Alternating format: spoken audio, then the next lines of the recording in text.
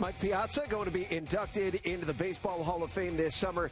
Quite frankly, he is the greatest hitting catcher in Mets history and the greatest hitting catcher in the history of baseball. His numbers presented by Ram.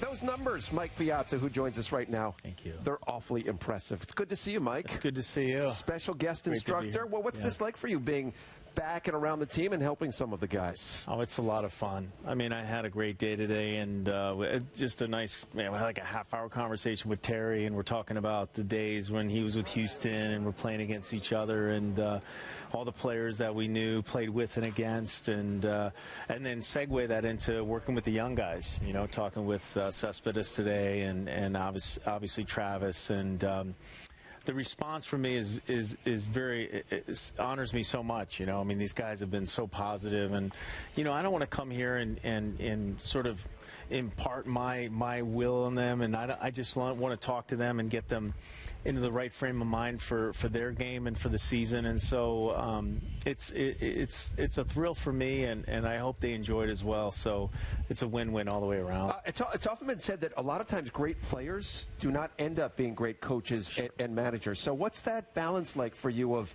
instructing guys and knowing how to push buttons? Is there a balance there? Well, that's a great point, and I think maybe because of that is you demand so much of yourself, and the fact when you would expect guys to do things the way you did them.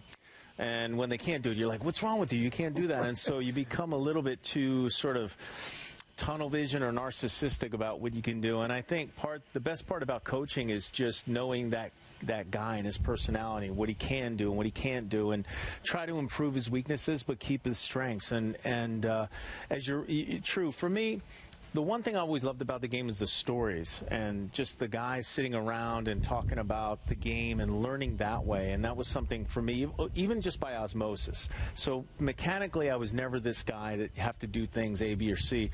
I always liked that, you know, maybe you can tell a story or talk about the game, and if you could pick one thing out of there to help your game, like working with the catchers today, I said, hey, you know, get soft when the ball's coming in. If you're hard like a wall, the ball's going to catapult away or ricochet away. And this kid came up to me because, you know, I never thought of it that way. And so one little thing that can help your game can make a huge difference. I saw you out there working with the catchers and getting them down and blocking those balls, keep them in front.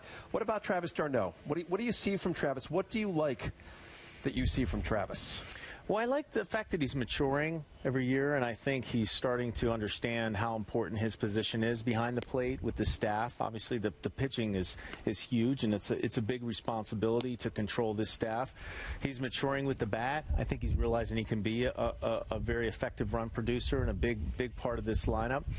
And I think he's getting older also as well, knowing when to get a rest, knowing how to take care of his body, knowing how that he should keep going into that positive direction. And I think he was able to, when he went down a little bit, kind of get that check a little bit and understand that this game is difficult and you're going to have setbacks. And it's not so much when you're going good, everyone is having fun and you're on your best shape. When you're struggling a little bit, those are the times that will define you as a player. So I think he's continuing to do that, and that playoff run last year, I think, is going to be really paramount as far as his continued, maturity. So you speak about the playoff run. You've played on a team here that went to the World Series. You know about expectations in this town. Is that something you speak about with the guys, dealing with that and how you deal with that and go on and succeed along those lines? Well, that's true. I mean, I think this team in particular, you know, they're not going to sneak up on anybody this year. I mean, they're the hunted this year. They are, and it's good. It's a different type of pressure. I mean, it's something that I think is good because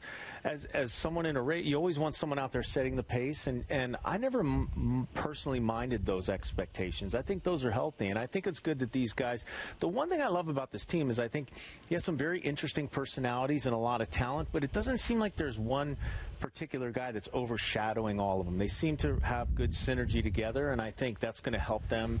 As you saw in the playoffs last year, they came together as a team, and hopefully this year they don't make it as difficult for themselves. You know, getting off, they can get off to a better start. Let's finish on this. We've got about 30 seconds. Mike Piazza, Hall of Famer.